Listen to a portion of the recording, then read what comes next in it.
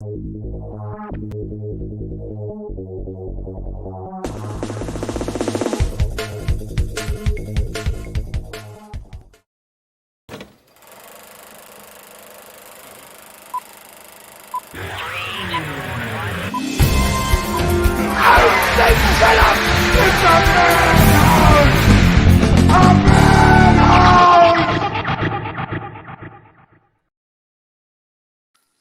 welcome to the Movie Madhouse. I'm Rob.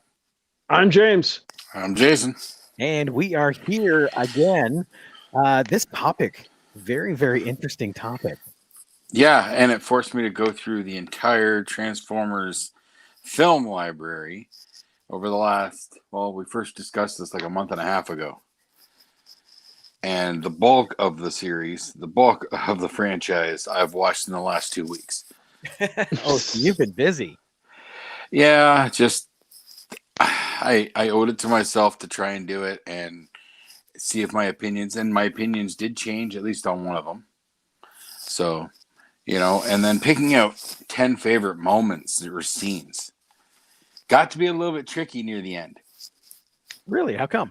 I'll explain later because it has to do with how my picks went. I'm intrigued now. Okay. What about you, James? Any issue with you in making your list? No. There was almost too many to choose from, but I am unashamedly a big fan of the entire series.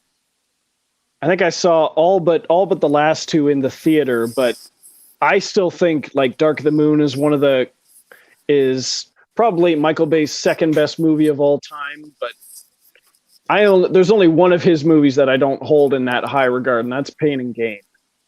I gotta admit, I've never seen that. That's a football movie, isn't it? No, bodybuilders, steroids, and crime, and it based on a true story. It was okay. Okay. Pain and Gain. I've heard of it. The Rock's in that, isn't he? The Rock and Marky Mark. It was the first movie that had Marky Mark get huge. Marky Mark's always been huge ever since he sang the Transformers song. No, but he's very big in this movie. Sang the Transformers song. Are you kidding? Have you ever seen Boogie Nights? Oh, yes. Okay. Unfortunately, I have. I should have remembered that because, that might play a factor in my list at some point because I did make the argument to include the animated film. Little did I know that it had to be included, and there's reasons. I considered it, but there weren't any memorable scenes from it, so it didn't make the cut. Yeah, well, you didn't grow up with that film. Apparently, Jason did. Oh, I did. My kid, and so did I. I was aware of its existence when I was a kid. I watched the cartoon, but I didn't see the actual movie until I was working at Rogers, and then it was just like meh. See, yeah, you didn't hit the target demographic. No, I was a bigger fan of G.I. Joe the movie when I was growing up. Arguments can be made, sure. Yes. As batshit crazy as that cartoon is, if you watch it now. Oh, I know. Yeah, he's talking the one with that had Don Johnson doing a voice of Lieutenant Falcon, and they brought in Jinx, and I think that was that was the introduction of Sergeant Slaughter's Renegades. Possibly, but it was the one with Serpentor and Cobra. Oh yes, yeah. It is messed up, but we were very, very psyched when we were kids. I've never seen that one. I know of its existence, and I was just never into G.I. Joe. Transformers was my bag. Like that's the one I loved, and my childhood. Star Wars, G.I. Joe, Transformers, and He-Man. Yeah, and all of those have had resurgences. And GoBots. I was never into GoBots either. We don't talk about the Kmart of Transformers. The discount Transformers. GoBots were great, and so was the cartoon. Although I had GoBots toys because my family didn't have a lot of money, so took what I could get. They were the Transformers you could afford. Exactly. All right. Well, let's jump right into this then. Here we go. Top 10 moments in the Transformer film franchise. Starting with number 10. Jason, what do you got? So my number 10 is this. It's more about one particular line, but the whole scene is pretty badass, but it's a lot of fun. But for some reason, it sticks with me. It makes me smile. I think it's an awesome scene. And it's from the first Transformers movie.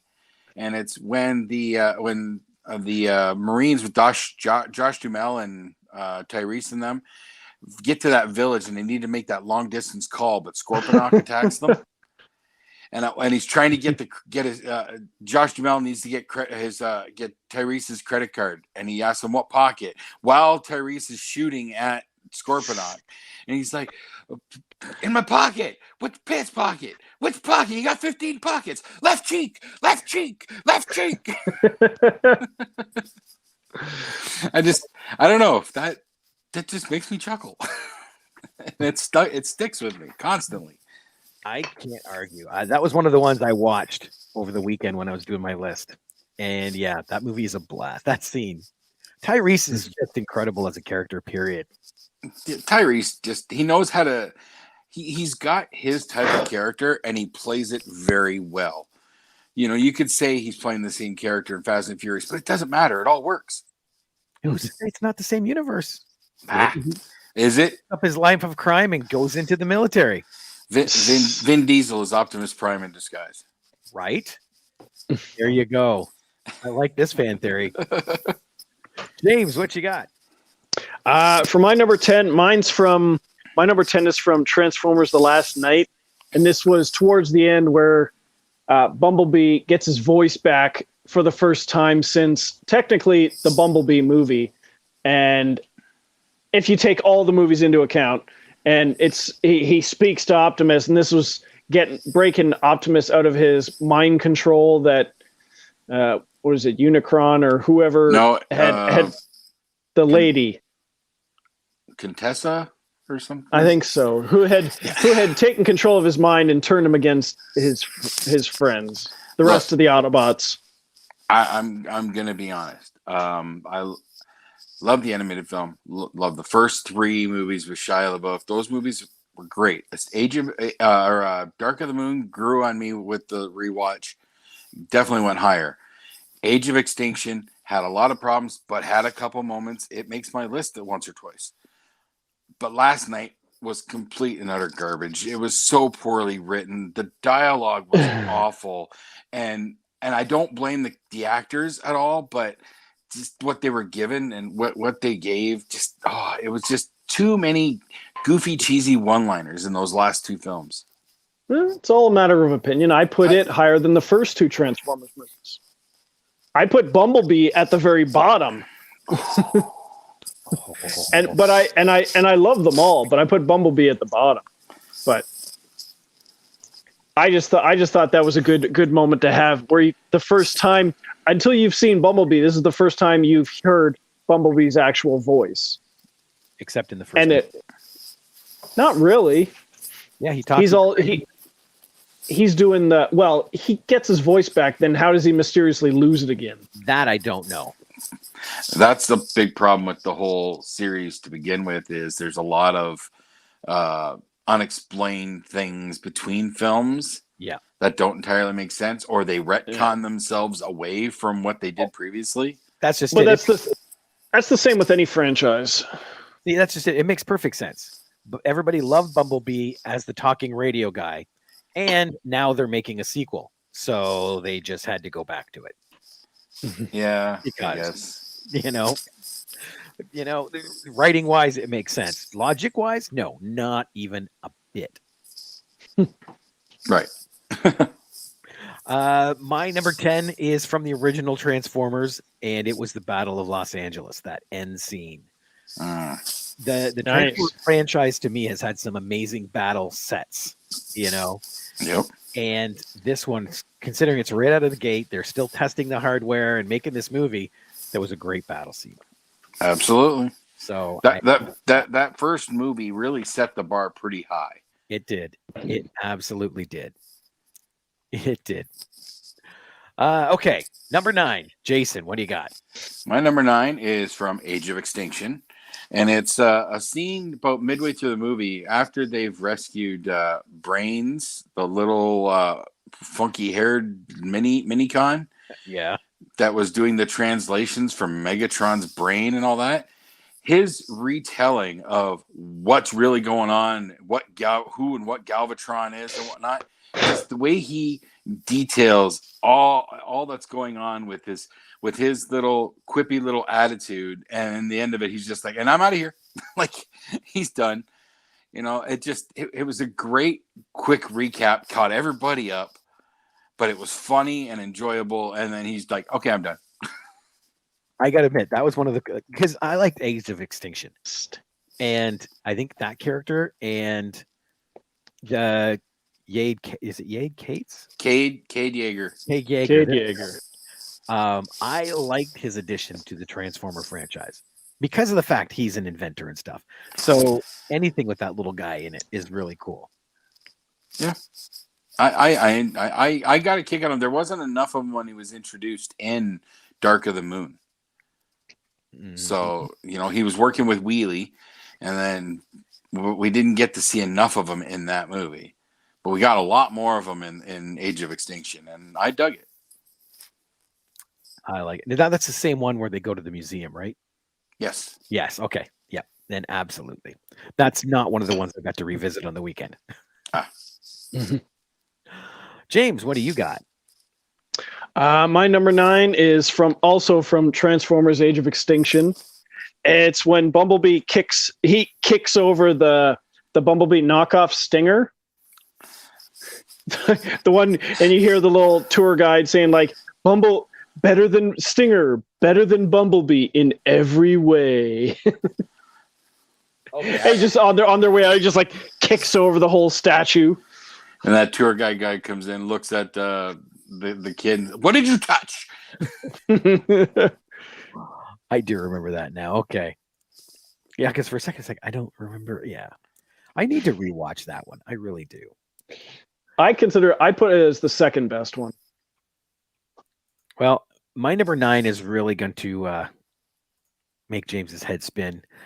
I listed Bumblebee, 2018, that film. I loved every moment in that film and how much fun it was just for being Bumblebee. I couldn't really just pick. So your number 9 is that whole movie? My number 9 is Bumblebee. Well, that is my honorable mention. It's the exact same thing. If he was one of the better characters in the series, I might agree, but you see, what you got to understand is Bumblebee was not. They originally plotted it as a sequel / spinoff or prequel, if you will, but no, it's actually a reboot. No, it's a prequel. No, it is a reboot, and to prove it, it starts with, and this is going to come up later in my list, but the opening scene when you're watching the war portrayed on Cybertron.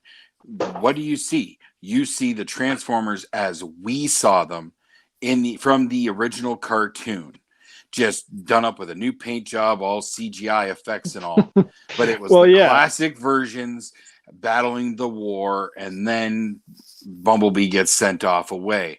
It is a reboot. It is meant to restart that series, restart that franchise, and there is a sequel coming, Transformers: Rise of the Beasts, due out in 2 years.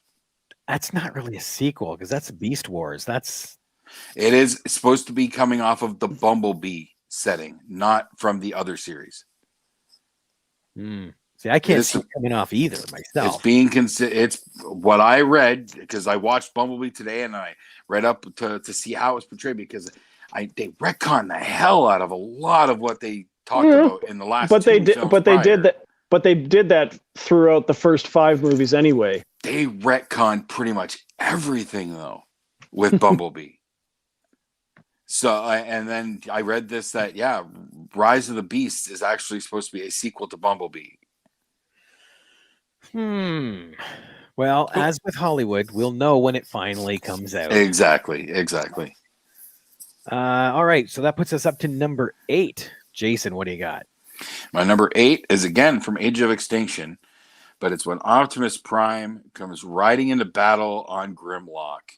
Not when he first gets his acceptance and all. When he's actually riding through the city of Hong Kong, I think it is, and he's like jumping off of Grimlock, taking out Decepticons. Grimlock's grabbing Decepticon, but then he always lands back on him, and they keep going.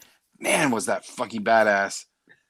But the little kid in me said, I did that with the toys. Yep. Optimus Prime rode Grimlock's back when we played with toys. Like, come on now. That happened at some point. I never had Optimus, but I had the radio Sound Blast, I think his name was. Soundwave. No, not Soundwave. That's Blaster.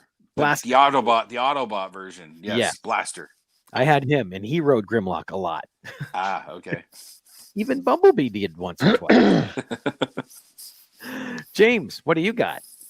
My number 8 is from Transformers Dark of the Moon, and this is towards the, I guess, a little over the halfway point where Sentinel Prime's kind of taken over, and he wants Optimus and the rest of the Autobots to leave the planet, and the government's siding with Sentinel Prime, saying, you're causing all this trouble, you need to leave, and Optimus just basically gets down and right up in his face saying, like, fine, we'll leave. What if we leave and you're wrong?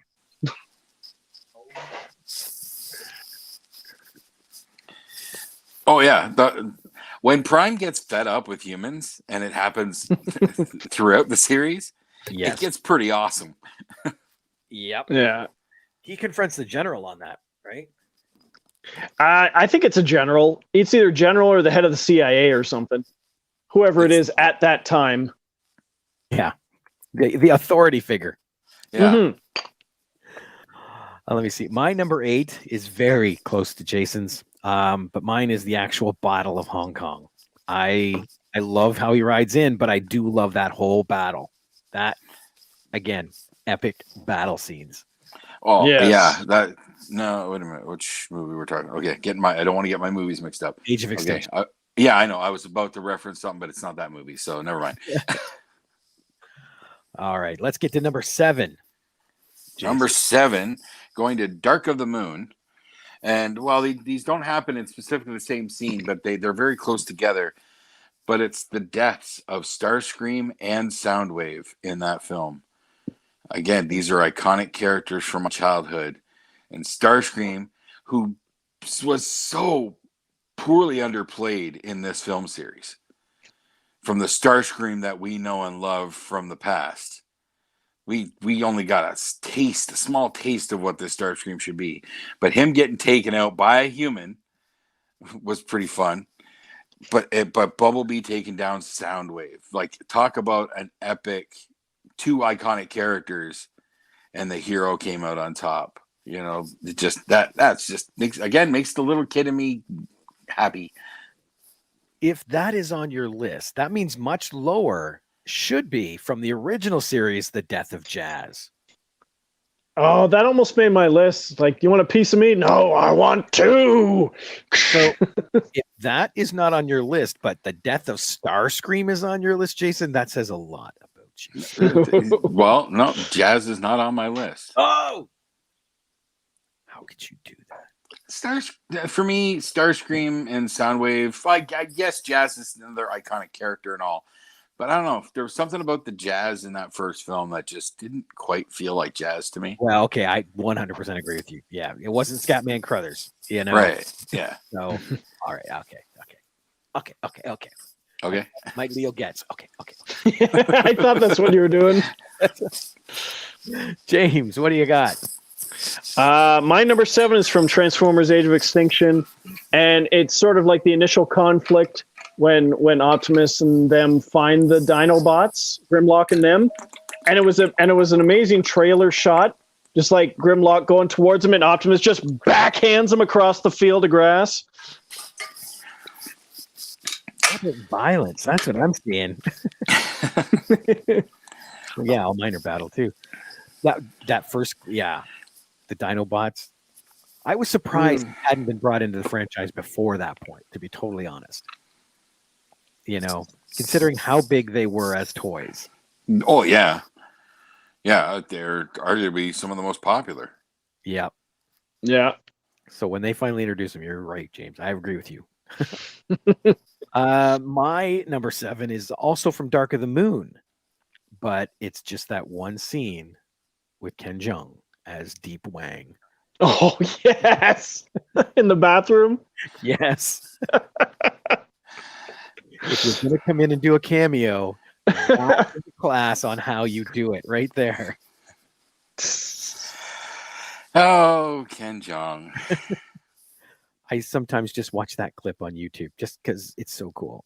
It's Ken Jeong. You watch any compilation of Ken Jeong clips, you're going to see that one for sure. And it's scary as hell to think he was a doctor.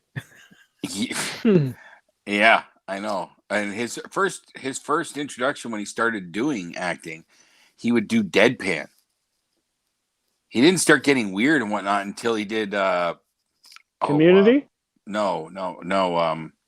Hangover. Hangover. Yeah. That's when he started getting weird. Because he was completely deadpan in Knocked Up. Right. Yeah, he sort of let it all hang out in Hangover, didn't he? Quite literally. Yeah. And Hangover 2. Yes. Okay, number 6, Jason, what do you got? Number 6, going to what is possibly my favorite of all the modern films. And I'm going to Revenge of the Fallen. And this is Bumblebee versus Rampage and Ravage. So 2/3 of the way through the film, when after Sam has the Matrix dust, they're still trying to get to the remains of Optimus Prime. His parents are captured. Bumblebee jumps in to fight Rampage, one of the Constructicons, bulldozer-looking thing, with Ravage skulking around. And at one point, Bumblebee's taking both of them on. He yanks Ravage off of his back and just guts him like a fish. Just runs his hand from tail to head and just guts him. Throws him down and then finishes off Rampage. And it's like, that is Warrior Bumblebee at his most badass. Agreed. He can be a pretty badass fighter sometimes. That was what those movies did, is they showed what a real warrior transformer looks like. Mm-hmm. But when he guts Ravage, he just like, oh yes. Some of the kills they did on there for those robots was actually very interesting. Mm-hmm. All right, James, what do you got for number 6? Number 6 is from Transformers: Age of Extinction, and this is I think it's half to 3/4 of the way through the movie where the big alien ship is going over. I think it's passing over the states, because you have Thomas Lennon, who's like one of the guys from the government.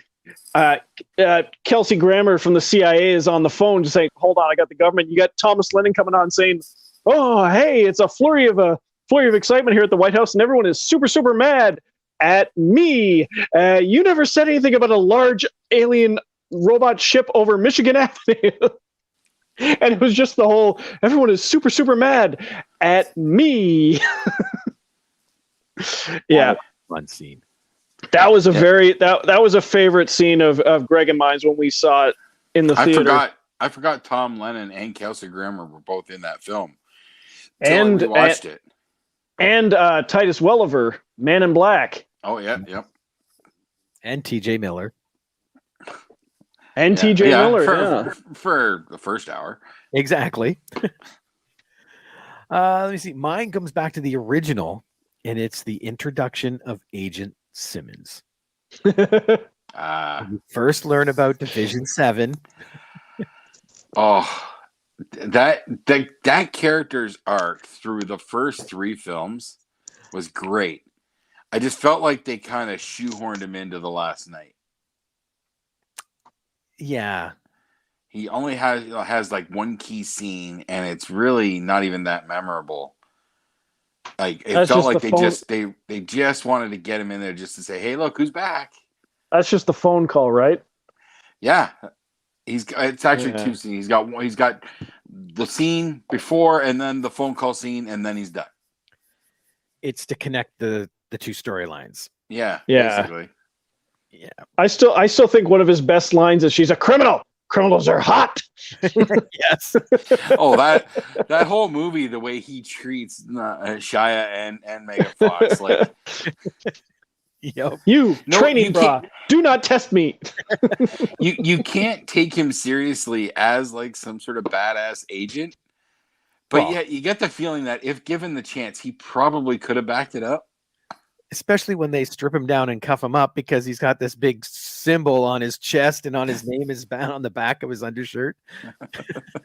Oh yeah. Oh, the Sector 7 underwear. Yep. Oh man, that's so good. Okay, number 5, Jason. Number 5. Again, this is just ends up becoming like something that would have definitely happened when we played with the toys. But it's when just after Optimus Prime gets resurrected in Revenge of the Fallen, and then the Fallen shows up, takes the Matrix. Jetfire sacrifices his remaining energy to give Prime a power boost, and so they strap on the jet engines and all that shit on and jacked up Prime. Like, let's roll! Flies off and goes and saves the day. Like, I can remember watching that for the very first time and just. Inside, I'm going, fuck yes! Yep. I agree with you. Like, there's a lot of stuff in here. You sit back and watch and go, yeah, I did that, I think. Yeah, I was thinking about doing that with my... Yeah, like, it is basically Michael Bay going, this is what I did with my toys when I was young. Optimus Prime in the cartoon never flew. But he flies in every single film after the first one. He gets jet boosters in every other film. Well, yeah. Just like R2. He never flew in the first films. True. James, what's your number 5? My number 5's from Dark of the Moon. And it's sort of the scene where you find out just who Dutch really is. Alan Tudyk's character, the personal bodyguard of Agent Simmons. And where you get him like as being a badass guy grabbing guns from everywhere, but also because they're in the Russian bar where he starts saying like, what does it say, Dutch? What does it say? He's like, it's in Cyrillic. It's like all the buttons you don't press on a calculator. And even better than that, you have Alan Tudyk himself saying that he considers his character Dutch to be a direct continuation of his character from that Sandra Bullock movie 28 Days, where a character like that he plays in there has an accent. He said like he essentially got out of rehab and went into government service, killing plants. So he created his own little movie universe there. I can work with that. I can work with that. That's from Alan Tudyk himself. I'm on board. I'm on board for that. Gerhardt becomes that guy. I can work with that. Dutch, stu. It's like an attack dog, and he had to use that German control word. Yeah, I love that fan theory. Now I want to watch 28 Days. Let me see. My number 5, and this is just the 11-year-old, or maybe I should say 13-year-old prepubescent boy in me, from the original movie when Michaela is fixing Bumblebee. Oh yeah, the cheesecake shot with the steam coming up out of the engine. Yeah. And leaning over to look in the engine, and there's the Shia going, oh, you know. It was so nicely shot.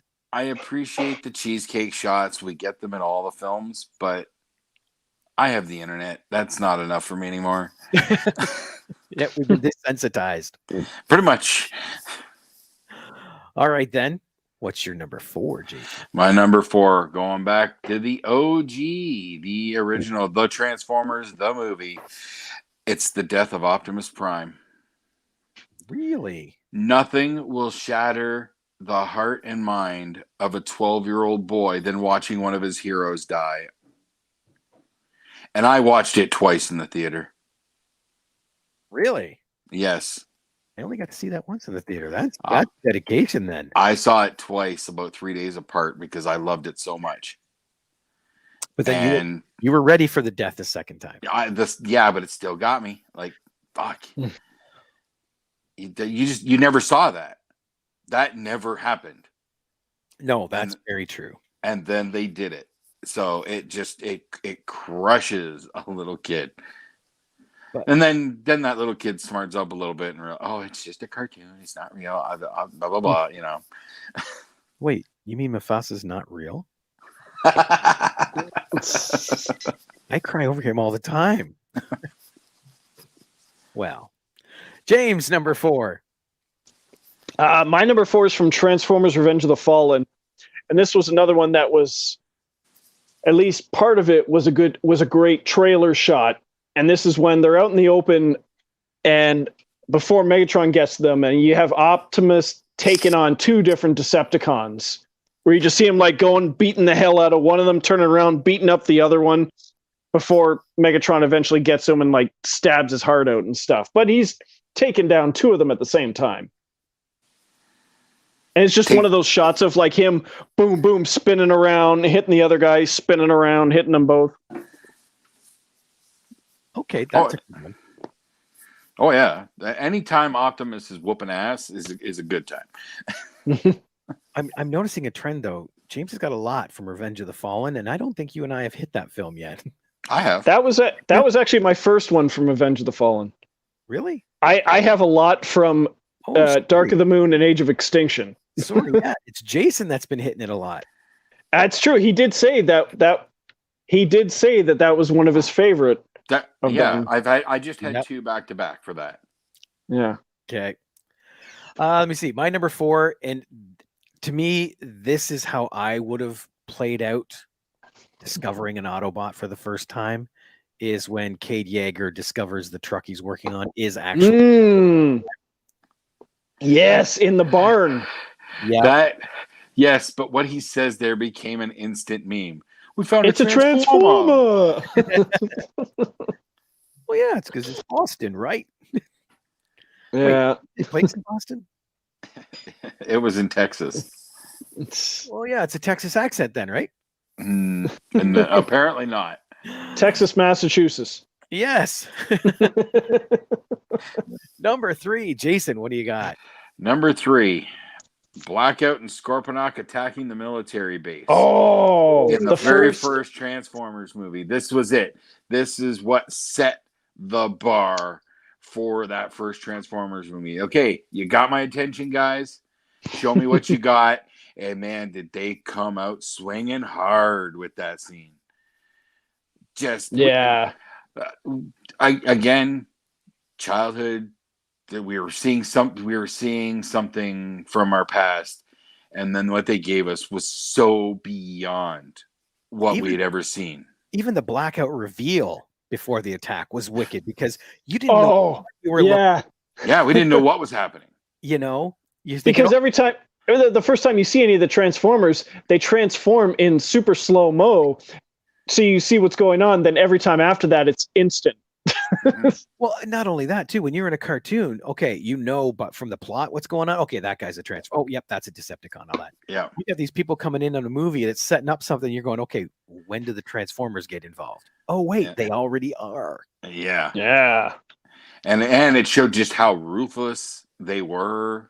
You know, just what was the body count? You know, we never saw an actual body count in the original cartoon. So to see that happening, they just said it. They hit a home run right out the gate with that first scene. Yeah. All right, James, what do you got for number 3? My number three is from the first Transformers movie, and it's just the whole used car scene with Bernie Mac. Yes. Hey man, come buff these dents out, baby. I thought you said it was the car chooses the driver. Yeah, well, the car's got a cheap ass driver. And but you know, Bumblebee whacking the Volkswagen Beetle. Oh yeah. but it's old. Yes, this thing is trash. Yeah, but it's custom. Oh, that was the paint job. That's it. It's custom faded. Oh, that's such a good scene. And again, another good lesson on cameos. You know, Bernie Mac comes in and just owns that character. He owns that scene. Mm-hmm. Which is tough when you're playing against a Transformer. Okay, come on now. Well, that, and it's the first time you see, because you get Bumblebee in the old ass VW Bug, and the little the Autobot logo on the horn thing. Yep. I still Yeah. love the rear view, like the air freshener that's hanging off the rearview mirror. It's biatch because it's a little Bumblebee, but it says biatch. Oh, I do remember that. Yep. Yes. And there's a disco ball too. Yeah.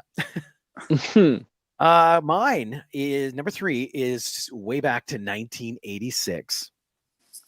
You know, like yours, back to the original, and it's when Unicron eats the planet. Ooh. Again, nothing like that has been done in any of the cartoons or the comics to that point. Mm-hmm. Anything. Yeah. And the last night, and them claiming that Earth is Unicron, man, did that fucking piss me off to no end. Well, and we never got resolution to that, and I don't want it. We don't need it yet, because we have yet to see how they're going to loop all these franchises together. I was with James. I thought Bumblebee was a prequel, but speaking with you, you're right. The beginning was retcon, so maybe it's a reboot. But even if it is, I don't see how it connects to Beast Wars. So I am very interested to see. Yeah, what we're gonna do. Who knows what this Rise of the Beast is going to be? You're going to see Doctor Strange show up. Okay. And Bumblebee is going to say, can we make everybody forget the previous movies? And then they're all going to jump together. Right?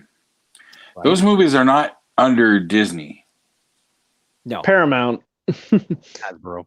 Because I know Marvel did the comic books for Transformers and G.I. Joe back in the day. Yep.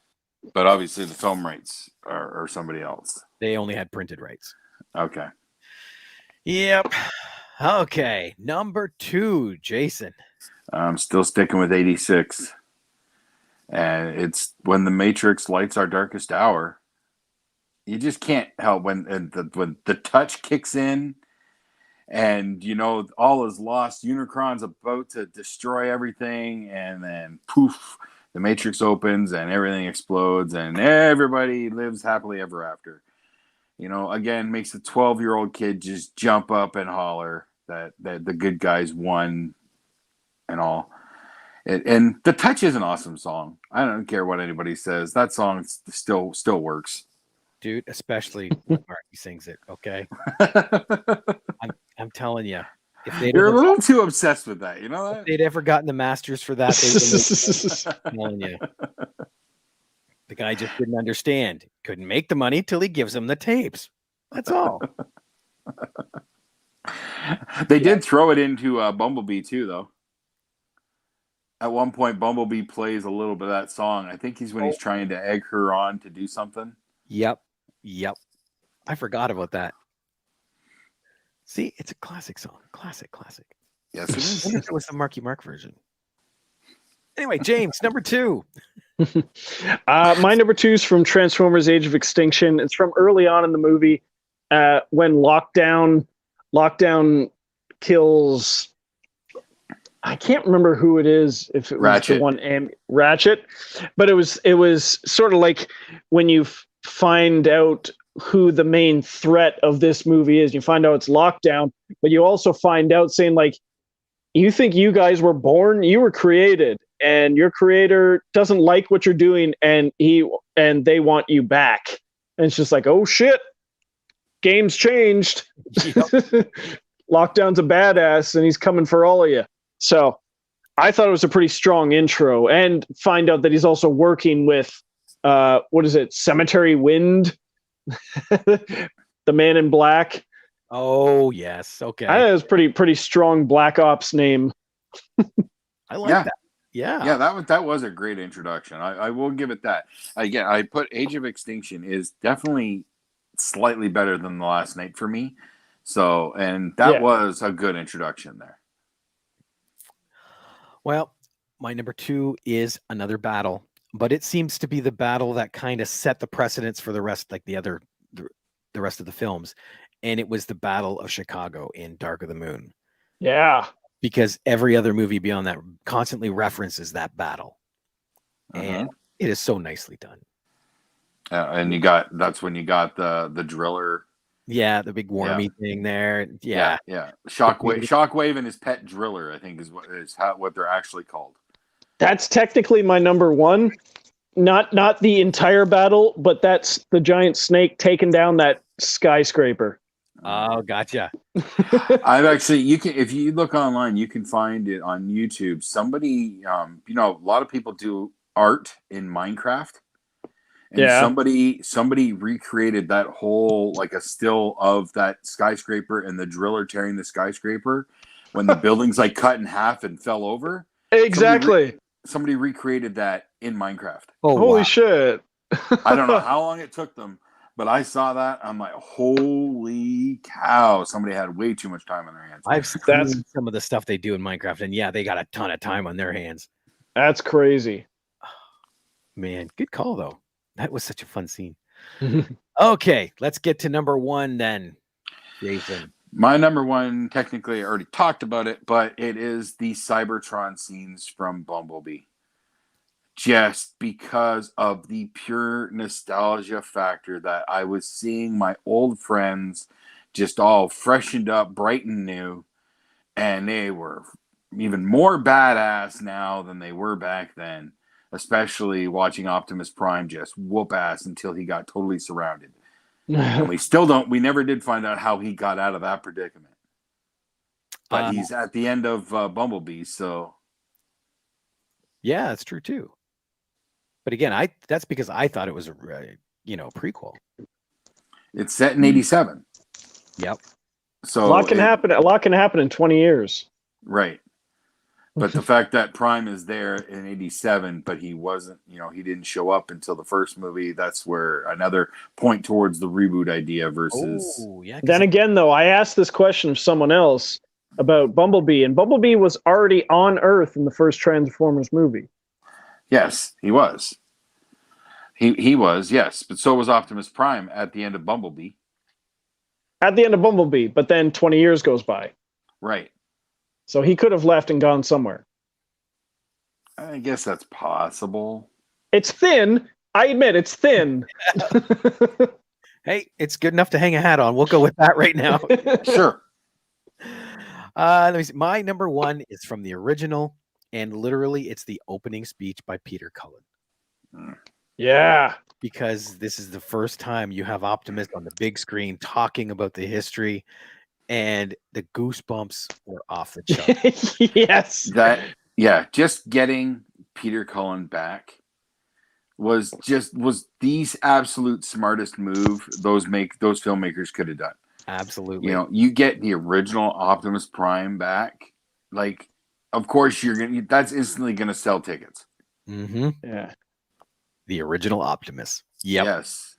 It was unfortunate that it took them 3 more movies to get the original Megatron back, but they did when they brought him back as Galvatron. They got the original Megatron voice. Mm-hmm. The only one they couldn't get back was the original Starscream voice, who was also the original Cobra Commander voice, because sadly he died. Right. Yeah, that would slow things down. Yes. There's only so much you can do with a seance. Exactly. All right, now I'm going to throw out 4 questions, and this is for the podcast listeners. Get back to us with the answers, because I'm curious if you can get it. If you guys can get it. Can we answer first? Oh, absolutely. But we'll answer off air. Okay. Off air. Oh, yeah. Okay. And then we'll wait and see what everybody says. Okay. Number 1, name the supernatural connection from the first movie. All right. There is a connection between supernatural and the original Transformers. Number 2, name the connection between the second movie and The Office. Well, I got that one. And then finally, number 3, name the Firefly connection to the third movie. Well, I already said that. Yeah, we know that one. Yep. And this is the bonus one. Can you name the connection to 24 that follows the first 3 movies? Yes.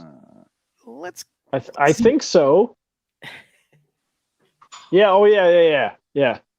Anyone can. If, any fan of the Transformers movies can. yes, if you're paying attention. Yeah.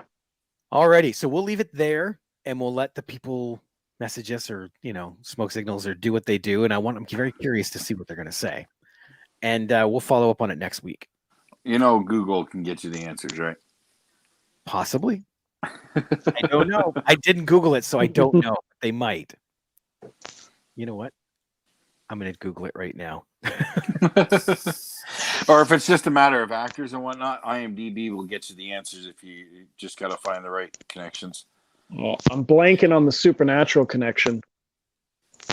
Me too, but I've only watched the first season of that. And the 24 connection, I've only watched the first 4 episodes, so I'm a little stuck there as well.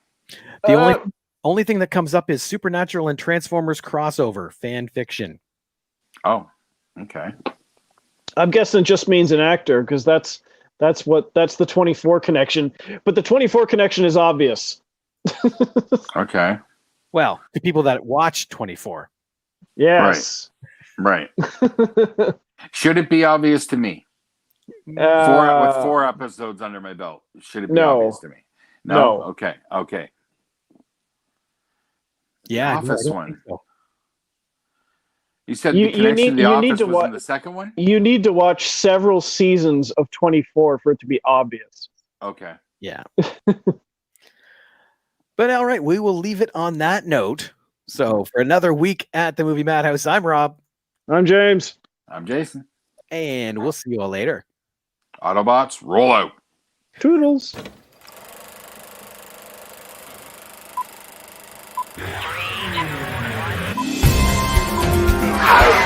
Shut up!